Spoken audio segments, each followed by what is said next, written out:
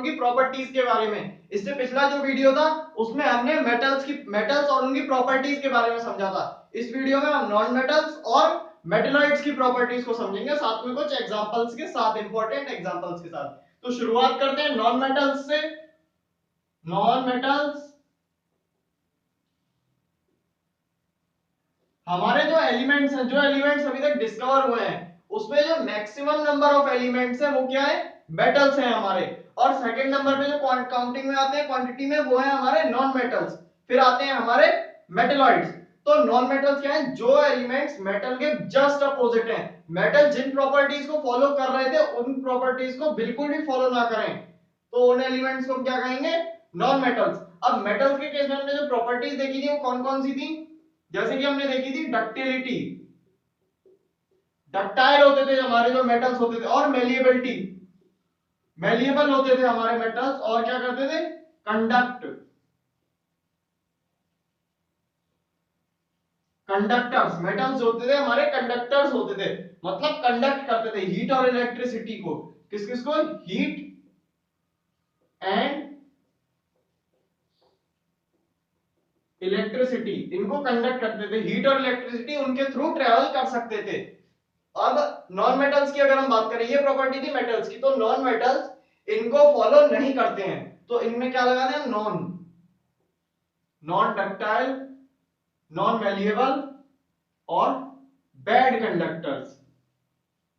Non conductors नहीं बोलते हैं उसको, बैड कंडक्टर बोल सकते हैं।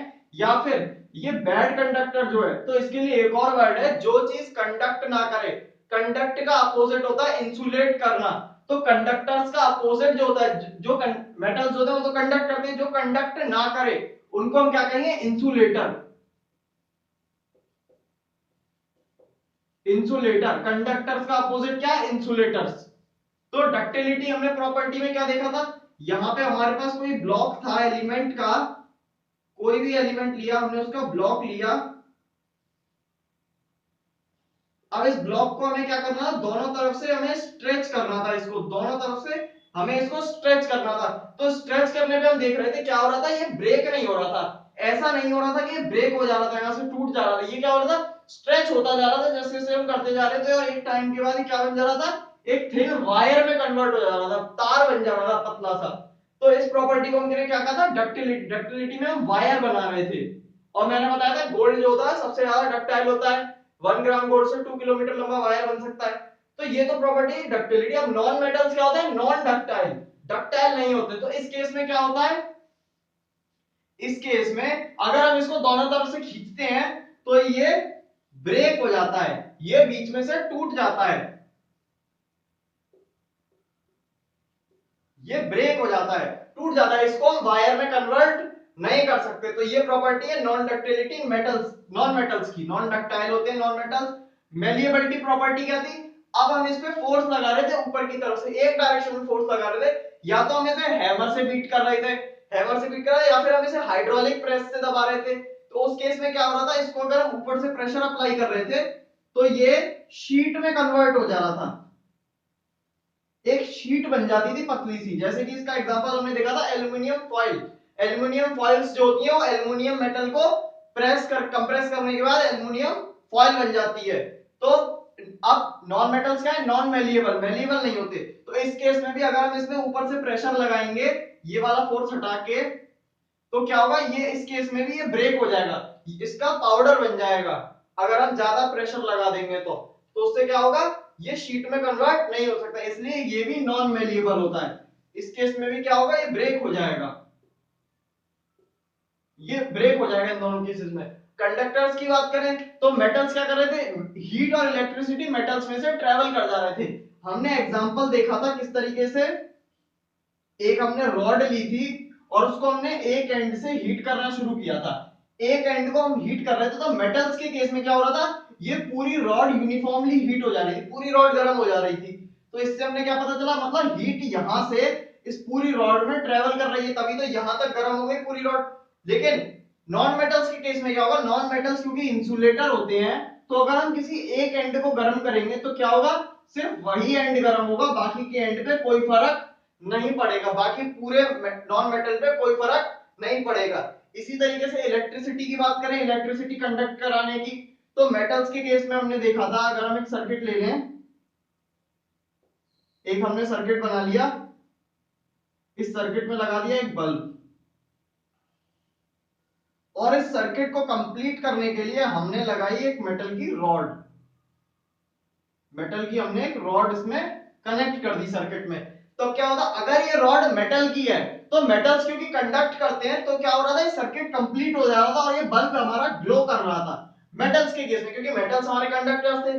लेकिन नॉन मेटल्स हमारे कंडक्ट नहीं करते, तो अगर हम नॉन मेटल की कोई रॉड लगा दें सर्किट में, तो ये बल्ब ग्लो नहीं करेगा, सर्किट कंप्लीट नहीं होगा। लेकिन ये जो प्रॉपर्टी है, इस प्रॉपर्टी का हमारे पास है एक एक्सेप्शन।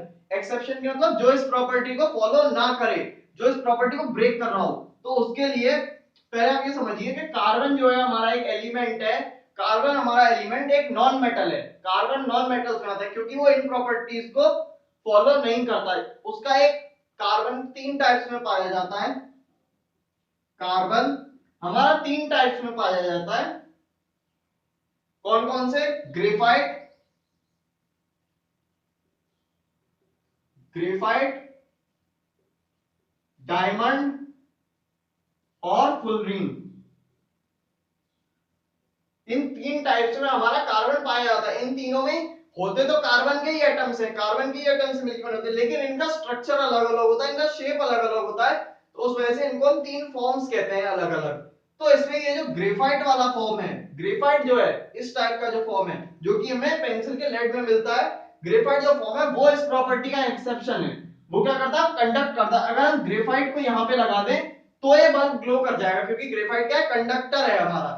तो ग्रेफाइट ये इस प्रॉपर्टी का एक एक्सेप्शन हो गया। एक्सेप्शन क्या है इसका, ग्रेफाइट, जो कि बेसिकली क्या है, हमारा कार्बन है। अब ये कार्बन नॉन मेटल में क्यों कह रहे हैं, क्योंकि ये डायमंड और फुलरिन भी तो है, ये इन प्रॉपर्टीज को फॉलो नहीं कर रहे, ये ना तो डक्टाइल है, ना मेलिएबल है, ना कंडक्ट कर रहे हैं, तो ये तो नॉन मेटल हो गए। ग्रेफाइट भी क्या कर रहा है, डक्टाइल नहीं है ग्रेफाइट, मेलिएबल भी नहीं, मतलब ये दो प्रॉपर्टी तो फॉलो कर रहा है नॉन मेटल की, लेकिन इस एक प्रॉपर्टी को नहीं कर रहा, तो इसको हम इस प्रॉपर्टी का एक्सेप्शन बना देते हैं।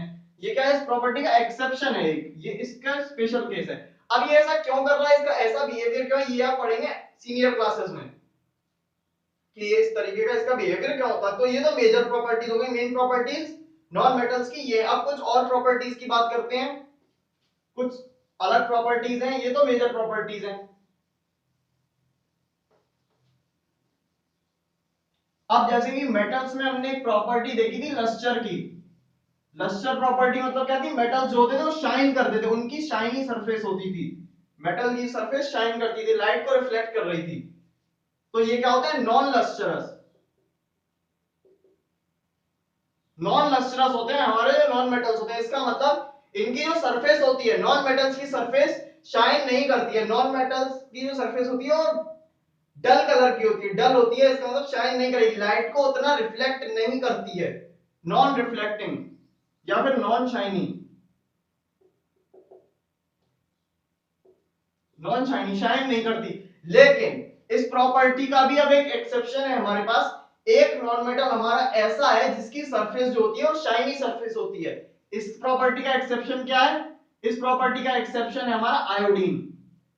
आयोडीन जो हमारा नॉन मेटल है एक, वो क्या करता है, इस प्रॉपर्टी को फॉलो नहीं करता, उसकी जो सरफेस होती है वो लस्ट्रस होती है, सरफेस जो होती है शाइन करती है आयोडीन की। इसी तरीके से ग्रेफाइट की भी अगर हम बात करें, तो ग्रेफाइट का भी जो सरफेस है वो कुछ एक्सटेंट तक शाइनी होता है, थोड़ा सा शाइनी होता है, ज्यादा शाइनी नहीं होता मेटल्स की तरह, लेकिन थोड़ा सा शाइन उसमें होता है।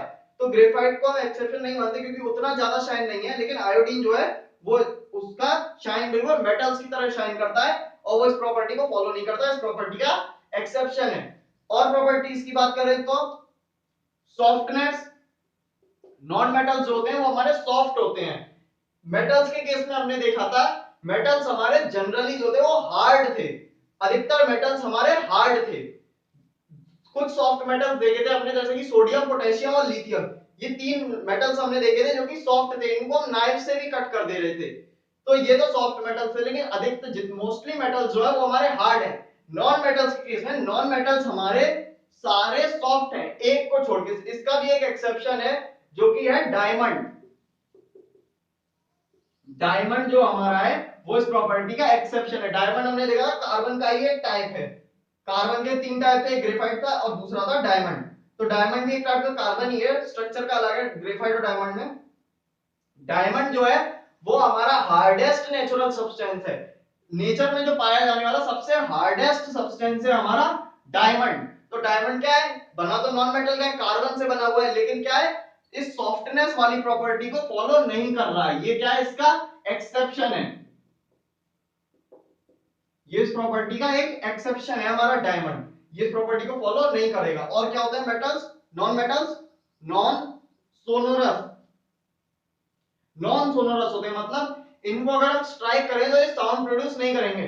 मेटल्स में हमने देखा था अगर हम मेटल को स्ट्राइक कर रहे थे तो वो साउंड प्रोड्यूस कर रहा था, लेकिन नॉन मेटल्स के केस में कोई भी साउंड प्रोड्यूस नहीं होगी। और क्या कह सकते हैं, ब्रिटल। नॉन मेटल्स कैसे होते हैं, ब्रिटल होते हैं। ब्रिटल मतलब ये एक्सटेंड नहीं होते, जैसे कि मेलिएबिलिटी और डक्टिलिटी वाली प्रोसेस में प्रॉपर्टी में मेटल्स क्या होता है, एक्सटेंड हो जा रहे थे। ये क्या होता है, ब्रेक हो जाते हैं अगर इनमें फोर्स लगाए। इसका मतलब ये क्या है, ब्रिटल है, इनको हम एक्सटेंड नहीं कर सकते, ब्रेक हो जाते हैं, ये पाउडर बन जाता है इनका अगर हम ज्यादा इन पे फोर्स लगाएंगे। इसका मतलब ये ब्रिटल है। और बात करें low melting and boiling point, इनका जो मेल्टिंग पॉइंट और जो बॉइलिंग पॉइंट होता है वो बहुत ज्यादा लो होता है। मेटल्स के केस में हमने देखा था मेल्टिंग पॉइंट और बॉइलिंग पॉइंट जो था वो बहुत ज्यादा हाई था। उसके एक्सेप्शन क्या थे हमारे, मरकरी और गैलियम। मरकरी और गैलियम का जो मेल्टिंग पॉइंट था वो बहुत ज्यादा लो था। गैलियम जो था वो हमारा बॉडी टेम्परेचर पे मेल्ट हो रहा था और मरकरी जो था वो हमारा रूम टेम्परेचर पे लिक्विड स्टेट में मिल रहा था। बस ये दो ही एक्सेप्शन थे, बाकी सारे क्या थे, सॉलिड होते थे रूम टेम्परेचर पे कॉमन कंडीशंस में, क्योंकि उनका मेल्टिंग पॉइंट जो होता था वो बहुत ज्यादा हाई होता था। मेल्टिंग पॉइंट क्या था, सॉलिड से लिक्विड स्टेट में कन्वर्ट होने वाले टेम्परेचर को मेल्टिंग पॉइंट, और लिक्विड से गैसियस स्टेट में कन्वर्ट होने वाले को बॉइलिंग पॉइंट हम कहते हैं। तो मेल्टिंग पॉइंट और बॉइलिंग पॉइंट जो होते हैं नॉन मेटल्स के लो होते हैं। और इसका एक्सेप्शन क्या है इस प्रॉपर्टी का, इस प्रॉपर्टी का एक्सेप्शन हमने देखा हुआ है ग्रेफाइट।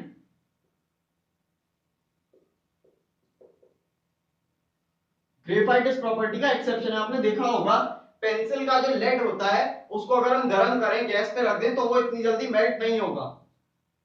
क्यों नहीं मेल्ट होगा, क्योंकि उसका मेल्टिंग पॉइंट जो है वो बहुत ज्यादा हाई है। तो ये इस प्रॉपर्टी का एक्सेप्शन है। नॉन मेटल है तो ग्रेफाइट नॉन मेटल, लेकिन ये इस प्रॉपर्टी को फॉलो नहीं कर रहा, ना ये कंडक्टर वाली प्रॉपर्टी को फॉलो कर रहा था। तो ये दो प्रॉपर्टी का ये एक्सेप्शन है। इस तरीके से केमिस्ट्री में तो कई सारे एक्सेप्शंस आते रहेंगे, तो आपको ये आदत डालनी पड़ेगी केमिस्ट्री में एक्सेप्शंस को याद करने की। तो इसमें नॉन लस्टर वाली प्रॉपर्टी का एक्सेप्शन क्या था हमारा, आयोडीन। आयोडीन की लस्टर होती थी, शाइनी सरफेस होती थी। सॉफ्टनेस वाली प्रॉपर्टी का डायमंड हमारा एक्सेप्शन था, डायमंड हार्डेस्ट नेचुरल सब्सटेंस है। और लो मेल्टिंग और बॉइलिंग पॉइंट वाली प्रॉपर्टी का ग्रेफाइट एक्सेप्शन है। और ग्रेफाइट और भी किस प्रॉपर्टी का एक्सेप्शन है, वो है हमारी इंसुलेटर वाली प्रॉपर्टी। ग्रेफाइट इंसुलेटर नहीं है, कंडक्ट करता है। तो ये तो हमारी नॉन मेटल्स की कुछ प्रॉपर्टीज हो गई। अब बात करते हैं कुछ एग्जांपल्स की, कौन कौन से एलिमेंट्स इंपॉर्टेंट नॉन मेटल्स की कैटेगरी में आते हैं। अच्छा, एक और प्रॉपर्टी है नॉन मेटल्स की। मेटल्स के केस में हमने देखा था अधिकतर मैक्सिमम नंबर ऑफ मेटल्स जो थे वो हमें सॉलिड स्टेट में मिल रहे थे। मैक्सिमम मेटल्स सॉलिड थे, लेकिन नॉन मेटल्स के केस में हमको सॉलिड्स भी देखने को मिलेंगे, लिक्विड भी देखने को मिलेंगे और गैसियस स्टेट में भी देखने को मिलेंगे। तो एग्जांपल्स की बात करें, एग्जांपल्स इसके कौन कौन से हो सकते हैं, कार्बन। कार्बन कार्बन हमारा क्या है, सॉलिड है। इसी तरीके से ऑक्सीजन। ऑक्सीजन जो है हमारी गैस है। जितनी भी गैसेस हैं वो सारी नॉन मेटल्स में आएंगी। हाइड्रोजन,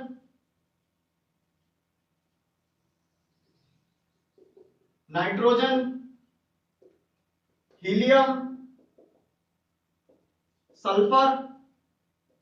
सल्फर सॉलिड होता है। फास्फोरस, आयोडीन, क्लोरीन,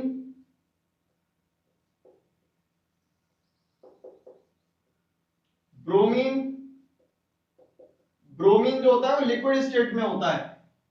ये इंपॉर्टेंट एग्जांपल है, अगर पूछ लिया जाए लिक्विड नॉन मेटल तो उसका आंसर क्या होगा, ब्रोमीन। लिक्विड स्टेट में होता है।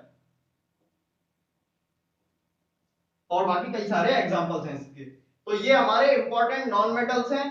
कार्बन का सिंबल होता है हमारा C, ऑक्सीजन का O, हाइड्रोजन का H, नाइट्रोजन का N, हीलियम का He, सल्फर का S, फास्फोरस का P, आयोडीन का I, क्लोरीन का Cl, ब्रोमीन का Br। ये इनके सिंबल्स हैं। तो ये हमारे इंपॉर्टेंट नॉन मेटल्स हैं। इसमें आप देख रहे हैं सॉलिड भी हमको देखने को मिल रहा है, गैसेस भी हमको देखने को मिल रही हैं और लिक्विड भी हमको देखने को मिल रहा है। तो इसमें तीनों स्टेट्स हम देख सकते हैं। जबकि मेटल्स के केस में मोस्टली सॉलिड होते थे, मरकरी और गैलियम को छोड़कर। मरकरी क्या होता था, रूम टेम्परेचर पे, कॉमन टेम्परेचर जो रूम टेम्परेचर होता है उसमें लिक्विड होता था, और गैलियम जो था वो हमारे बॉडी टेम्परेचर पे आके लिक्विड बन जाता था। तो ये इसके एग्जांपल है। अब बात करते हैं मेटलॉइड्स के बारे में। तो मेटलॉइड्स कुछ इस टाइप के एलिमेंट्स हैं कि वो कुछ प्रॉपर्टी तो मेटल की फॉलो करते हैं और बाकी प्रॉपर्टीज नॉन मेटल की फॉलो करते हैं। मतलब उनमें दोनों की ही प्रॉपर्टीज होती है कुछ एक्सटेंट तक, 50% नॉन मेटल्स, 50% मेटल्स की properties.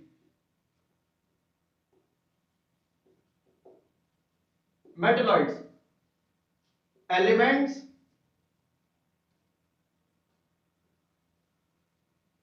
which show properties of both metals and non-metals। Metals और नॉन मेटल्स दोनों की प्रॉपर्टीज को शो करें, उनको हम क्या कहेंगे, मेटलॉइड। जैसे कि हमने तीन मेन प्रॉपर्टीज देखी थी इनकी, क्या थी, डक्टिलिटी, मेलिएबिलिटी और कंडक्टिविटी।